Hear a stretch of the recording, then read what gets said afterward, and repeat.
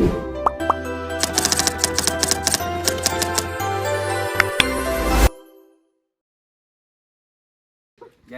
kita telah sampai di tempat tujuan kita, yaitu Patalasang. Kita kesini dengan tujuan mewawancarai satu tokoh, di mana kita akan mengangkat sebuah tema yang berjudul mengenal Islam lebih dekat melalui perspektif Risalah Nur.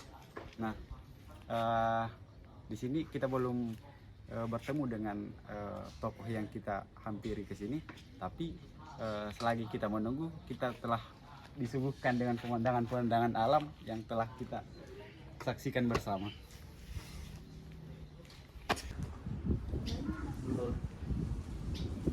Assalamualaikum warahmatullahi wabarakatuh. Alhamdulillahirabbil alamin. Nasta'in ala umuri dunya. Shalatu wassalamu ala asyrofil anbiya'i wal mursalin sayyidina Muhammad wa ala sayyidina Muhammad. Pada kesempatan kali ini kita bertemu kembali dalam hal pemenuhan tugas, yaitu tugas mata kuliah teologi multikultural, yang dimana kita mengangkat satu tokoh terus menceritakan apa yang pernah dialami. Dengan ini kami mendatangi salah satu tokoh, Ustaz Risalah Nur, dengan tema mendekatkan lebih dekat kepada Islam melalui perspektif Risalah Nur. Mungkin bisa kepada Ustaz bisa dijelaskan sedikit tentang apa itu Islam secara lebih dekat. Bismillahirrahmanirrahim. Assalamualaikum warahmatullahi wabarakatuh. Alhamdulillahi rabbil alamin. Wabihi nasta'inu ala umuri dunya waddin. Assalatu wassalamu ala asyrafil anbiya'i wal mursalin sayyidina wa maulana wa syafi'ina wa habibina Muhammad. Rabbi shrah li sadri wa yassir li amri wa hlul 'uqdatam min lisani yafqahu qawli. Amin ya rabbal alamin. Sahabat sekalian, para pemirsa yang dimuliakan Allah Subhanahu wa taala, pada kesempatan ini alhamdulillah Allah Subhanahu wa taala memberikan kita anugerah berupa nikmat al-iman, nikmat al-ma'rifah, nikmat pengetahuan, dan semoga Allah wafatkan kita dalam keadaan beriman, dan Allah teguhkan iman kita, dan inilah cita-cita mulia kita mendapatkan husnul khatimah. Salawat serta salam dikerahkan kepada baginda Rasulullah SAW. Allahumma shalli ala sayyidina Muhammad, Nabi yang telah menjelaskan kepada kita rahasia ubudiyah, rahasia teka-teki alam, dari mana, hendak ke mana, dan siapa sebenarnya kita sebenarnya. Tiga pertanyaan ini yang membuat banyak pemikir yang sampai detik ini masih terus mengkaji apa rahasia manusia, apa rahasia agama, apa rahasia penciptaan alam semesta, dari mana datangnya manusia itu sendiri, dan setelah kehidupan yang fana kemana mereka akan pergi. Rasulullah SAW menyingkap dengan risalahnya, dengan agama yang dia bawa, yang tentunya semua nabi memiliki misi menyingkap rahasia ilahi, rahasia ketuhanan, rahasia penciptaan. Pada hakikatnya agama semua nabi adalah Islam yang mengandung makna ketundukan. Jadi seseorang yang memahami rahasia agama, tentu dia akan berpikir setiap ingin bertindak, karena agama sendiri mengandung makna tidak kacau. Ya, jadi kedamaian, ketentraman dalam kehidupan itu terwujud dengan adanya agama. Ya, dan semua nabi, 124.000 nabi ini diutus untuk misi ini.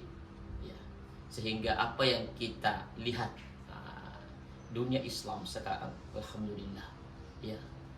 Dan inilah yang kita dambakan, memperlihatkan hakikat Islam yang sesungguhnya, di mana dalam ajaran ini mengajarkan nilai-nilai tasamuh, ya, toleransi, akhlakul karimah.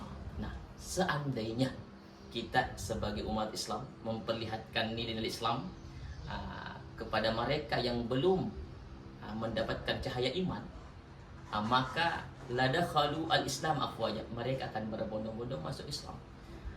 Seandainya kita memperlihatkan dalam kehidupan sehari kita akhlak kita yang mulia, ya. Nah, inilah sebenarnya salah satu misi utama kehadiran Rasulullah SAW. Innama bu'itsu liutammima makarimal akhlaq, untuk menyempurnakan akhlak.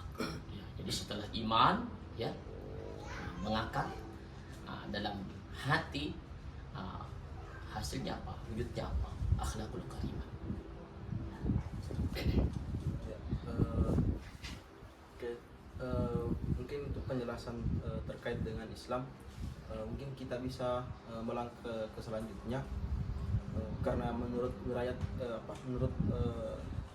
pengetahuan kami dapat bahwa Ustaz pernah belajar di Mesir, dalam hal ini Kairo. Saya mau Ustaz mau diceritakan pengalaman Ustaz bertemu dengan Risalah Nur dan menjadikan Risalah Nur sebagai rujukan utama. Dan sebenarnya siapa sih ini Ustaz Badiuzzamman Said Nursi yang menjadi tokoh daripada Risalah Nur ini? Dan mungkin sahabat sekalian, alhamdulillah pada tahun 2004 setelah menyelesaikan studi di Pondok Pesantren Yasrib Buatan Sopeng, saya mengikuti tes ke Mesir.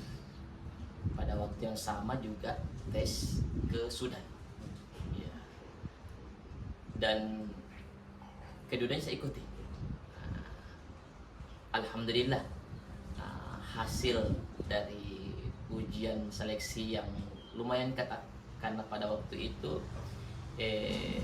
hanya 20 orang yang ingin dipilih dari se-Indonesia Timur waktu itu, ya. Se-Indonesia 2 orang yang ingin dipilih dari Indonesia Timur, jadi 20 orang jatahnya waktu 2004 itu, melalui Yayasan Azhar Center, ya. Alhamdulillah, di antara nama-nama yang lulus itu nama saya, Al-Faqir. Setelah sampai di Mesir 24 Ramadan, pada malamnya itu tertidur. Pada saat tidur, terlihat ada cahaya yang terukir di dinding, di mana ukiran itu seakan diukir dengan tinta emas, bertuliskan Rosa Hidup. Pada saat terbangun dari mimpi, ada telepon dari teman. Sekarang beliau memimpin pesantren di Yasrib, Kiai Haji Muhammad Taslim Basri. Saat nelpon, gimana, apa kabar, sehat, alhamdulillah. Sudah istirahat kan, baru kita datang dari perjalanan dari lebih 10 jam pesawat. Ya alhamdulillah, bisa kita ketemu. Ya insyaallah. Kebetulan malam ini ada pengajian di Madrasah An-Nuriyah. Madrasah An-Nuriyah ini salah satu madrasah pesantren mahasiswa Said Nursi yang ada di Kairo. Jadi pada saat itu saya mengiyakan, dan ini pengalaman pertama mengikuti halaqah di Mesir. tahun 2004. Nah, pada saat sampai di Madrasah An-Nuriyah, ya, pengajian lanjut, ya, saya nggak tahu baca apa nih. Jadi kita gundul semua. Kita di pondok terbiasa membaca, tetapi uslubnya berbeda, ya, tinggi bahasanya. Lembaran dan lembaran kita baca, baca bergilir, bergantian, ya. Setelah selesai pengajian, saya tutup bukunya, saya menemukan tulisan persis yang saya temukan dalam mimpi itu. Rasa ini, saya cium buku itu, mungkin inilah makna mimpi saya tadi. Allah pertemukan dengan sebuah kitab yang ditulis oleh ulama besar dari Turki, Imam Badi'uz Zaman Said Nursi. Setelah itu, tapi saya tidak ceritakan mimpi ini kepada teman-teman. Jadi saya kembali, kemudian saya ambil buku itu, saya baca lembaran demi lembaran. Masya Allah, saya temukan semua yang menyita pikiran saya selama ini terkait tentang akhirat, terkait tentang kehidupan ini.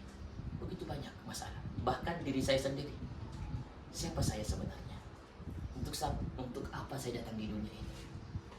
Kalau saya mengenal jati diri saya hanya sebatas biodata yang ada di KTP, nama, jamaah, agama, Islam, alamat ini, anak SD pun tahu, anak TK pun juga tahu.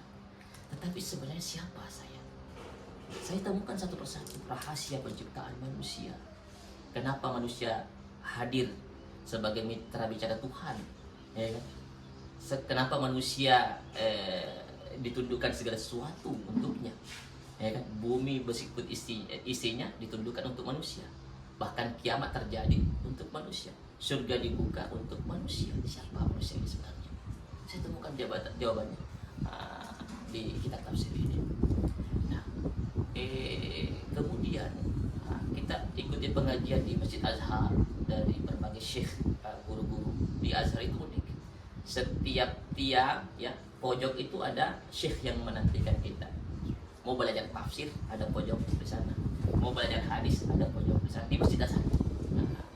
Mau belajar bahasa di sana, hadis. Jadi setiap syekh, masya Allah, mengajarkan kita tentang Al-Quran, syariat. Nah, ada yang unik yang saya temukan dalam tafsir Risalah Nur ini, di mana setiap mufassir memiliki metode, ya, masing-masing dalam menafsirkan Al-Quran. Uniknya dalam tafsir Risalah Nur ini tidak menyibukkan kita dengan istilah-istilah yang rumit untuk dipahami, tetapi dia langsung memberikan inti.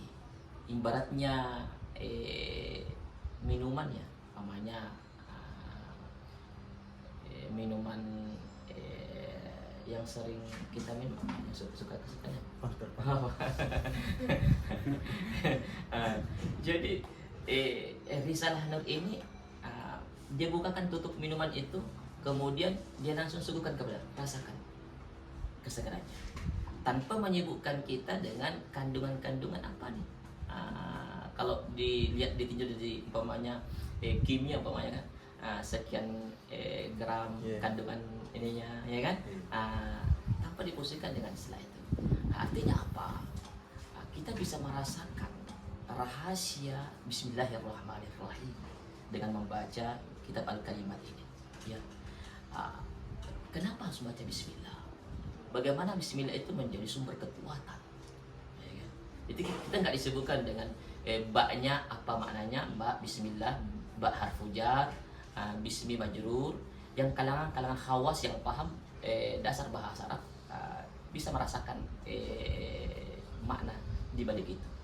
Tetapi Risalah Nur langsung kepada rahasia. Kenapa Anda baca Bismillah? Apa rahasia di balik Bismillah? Kemudian sholat, ya kan, aqimus semua berbicara tentang sholat. Tetapi apa rahasia sholat? kenapa Allah panggil kita di waktu subuh? Apa rahasia di waktu subuh? Isya, apa rahasia di waktu Isya? Jadi dengan membaca tafsir ini, hati kita terpanggil dengan penuh kesadaran dan pengesahan, bukan karena paksaan. Begitu juga dengan ayat-ayat yang lain. Kemudian ketika bercerita tentang ketuhanan, ya, malaikat yang tidak nampak,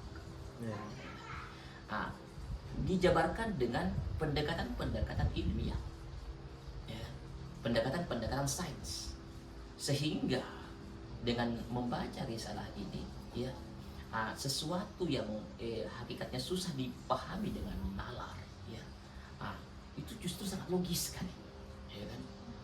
Bagaimana kita dibangkitkan di padang mahsyar dengan jasad kita, ya kan, ruh kita, dengan berikut organ yang kita miliki utuh, itu butuh pendekatan ilmiah, ya. Jadi sekarang kita melihat dengan pendekatan sains, ilmu biologi umpamanya, ketika biji itu ditanam, ya kan, bijinya mati, tetapi dari kematiannya dia masuk ke fase kehidupan yang baru, ya kan. Analogi yang sangat masuk akal. Artinya kehidupan kita, walaupun jasad ini lahiriahnya mati, ketika masuk ke liang lahat, kemudian dengan mudahnya Allah akan bangkitkan kembali, ya kan, dengan tubuh kita, dengan nama kita akan dipanggil satu persatu. Nah, pendekatan ilmiah ini, ya, pendekatan sains untuk mengkaji Al-Quran, itulah ciri khas tafsir Risalah Nur. Sehingga tafsir ini dasarnya berbahasa Turki, sekarang diterjemahkan lebih 60 bahasa dunia, di antaranya risalah dalam bahasa Indonesia. Jadi jilid pertama, ya, Al-Kalimat, ini kurang lebih 1000 halaman, 1206 halaman. Jilid keduanya, jadi secara keseluruhan tafsir ini lebih 6000 halaman, menyingkap rahasia tauhid, menyingkap rahasia kenabian, menyingkap rahasia akhirat, dan rahasia keadilan dan ubudiyah. Dan inilah yang merupakan tema pokok Al-Quran Al-Karim. Ya. Kalau Ustaz mengenai tokohnya sendiri, Ya. ya Ustaz, Badiuzzamан Said Nursi. Badiuzzamан Said Nursi itu lahir, jadi orang kenal Said Nursi. Sebenarnya Nursi itu nama kampung, nama kampung, dan alhamdulillah fakir tahun 2010 sempat silaturahim ke kampung Nurs, itu dekat perbatasan dengan Irak. Nah, beliau lahir tahun 1875, di buku yang lain 76, dan wafat 1960. Ya. Beliau menyaksikan saksi sejarah bagaimana transisi runtuhnya dinasti Utsmani, dan bagaimana upaya-upaya Barat untuk menyesatkan umat, ya, setelah runtuhnya dinasti Utsmani. Nah, disinilah peran Badiuzzamán Said Nursi untuk menyelamatkan umat Islam di Turki, Al-Quran, syariat, dan iman umat. Sehingga beliau memiliki misi Inqazul Iman, Inqazul Iman, menyelamatkan iman, ya, Mungkin bisa lanjut pertanyaan selanjutnya. Nah, di antara banyaknya karya beliau ini, ya. Apakah ada yang relevan dengan kita, anak muda? Oh iya. Jadi karya beliau itu ada 130 risalah. Jadi 130 risalah. Dan setiap risalah sebenarnya membahas tema yang saling berkaitan satu sama lain. Ya. saya kira semua yang beliau tulis sangat relevan dengan anak muda karena masa ini menyangkut iman. Ya, yang kita hadapi sekarang apa? Tantangan yang kita hadapi sekarang anak muda apa? Ya kan? Iman naik turun. Ya kan? Jadi coba yang godaan paling terbesar anak muda sekarang apa? Handphone, perempuan, apa lagi? Rasa malas, ya kan? Apa lagi? Pesimis, ya kan? Galau, ada yang putus asa, yang putus cinta, Suka menunda sesuatu. ya. Ini semua dikaji dalam buku yang dikumpulkan satu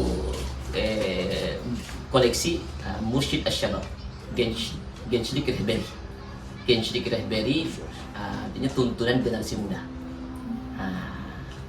Ada juga Mursyid Akhwat, tuntunan perempuan. Biasanya kami kaji buku ini ya kecil ya, tetapi dari semua tulisan Ustaz Syekh Nursi terkait tentang muda-mudi, tentang cinta di situ. Gimana sih mengarahkan rasa cinta ini? Ini kan wanita. Maka guru kami Syekh Nursi mengajarkan satu doa ya. Dan ini diamalkan setiap habis maghrib dan subuh. Setelah membaca Allahumma ajirna minan nar, Allahumma ajirna minan nar, kita berlindung kepada Allah, Allahumma ajirna min syarrin nisa. Ya Allah, jaga kami dari keburukan wanita. Allahumma ajirna min fitnatin nisa. Ya Allah, jaga kami dari fitnah wanita. Allahumma ajirna min bala'in nisa. Tidak. Ya Allah, jaga kami dari bala yang ditimbulkan dari wanita. Nah, banyak sebenarnya, tapi kita dibatasi oleh waktu. Bagi teman-teman yang ingin mengkaji lebih dalam, kita punya darsaneh, pesantren mahasiswa di Masjid Tua Hilal Ketangka, di makam-makam raja. Ya, untuk putranya di situ dekat, kemudian putrinya ada di Skandar. Ya, bisa di Semata juga ada, kita buka baru untuk putri. Jadi yang ingin mengkaji lebih dalam tafsir Risalah Nur ini karya Imam Badi'uzzaman Syekh Nursi ya, bisa gabung setiap malam apa? Malam minggu ya, malam minggu untuk ikhwannya. Jumat setelah asar untuk akhwatnya di Skandar. Jadi itu bahwa masa muda ini adalah harapan bangsa ya, kalian adalah pemimpin di masa depan. Maka untuk meraih cita-cita kita yang mulia, mari kita jaga diri kita, hati kita, iman kita. Jadi Risalah Nur silakan mau jadi apa silakan, yang penting jaga iman, yang penting jaga iman, ya kan? Itu mungkin apa yang sempat saya sampaikan. Mudah-mudahan bermanfaat untuk saya pribadi dan sahabat-sahabat semua dan pemirsa juga, insyaallah. Oke, bisa ditutup. Ya. Itulah tadi penyampaian dari Ustaz Jamal, karena kita juga dibatasi oleh waktu, makanya Ustaz Jamal menjelaskan bahwa adanya pesantren yang menjelaskan tentang ini semua. Mungkin teman-teman yang sempat menonton ini dan terpantik akan pembahasan ini bisa bergabung pada pesantren yang dibangun oleh Ustaz Jamal itu sendiri. Di kampus UIN sendiri kita sudah resmikan dengan Syekh Nursi Corner di perpustakaan umumnya. Syekh Nursi Corner di lantai 2 itu ada di situ, dan kajiannya tiap hari Rabu ya. Tiap hari Rabu zuhur di situ bisa juga. Insyaallah. Itu yang sempat dijelaskan oleh Ustaz Jamal. Kurang dan lebihnya mohon dimaafkan. Kami dari kelompok 2 juga jika ada kesalahan dari kami, itu dari kami sendiri, dan jika ada kelebihan itu mungkin datangnya dari Allah. Assalamualaikum warahmatullahi wabarakatuh. Waalaikumsalam warahmatullahi wabarakatuh.